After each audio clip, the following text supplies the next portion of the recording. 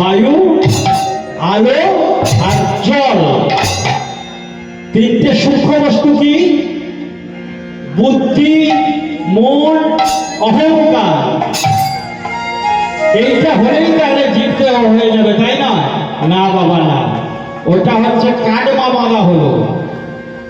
এইবারকে প্রাণ প্রতিষ্ঠা করার জন্য আমার ভগবানের যে পরমাত্মা আমার মধ্যে দিয়েছে, সেই পরমাত্মা যদি যুক্ত হয় তাহলে মানবের দেহ কখনো হয় না।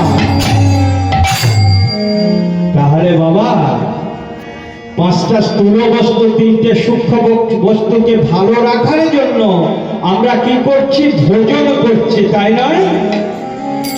খাদ্য খাচ্ছি তো, ভোজন করা, ভালো মন্দ খাদ্য খাচ্ছি, আমার শরীরটা যাতে ভালো থাকে।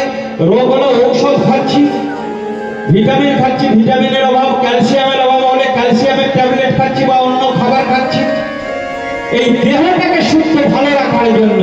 কিন্তু বাবা এই দেহটাকে যে ধরে রেখেছে পরমাত্মা, তার কি খাদ্য দরকার নেই? তাই আমরা যখন গান করি কি বলি? ভজ শ্রী কৃষ্ণ।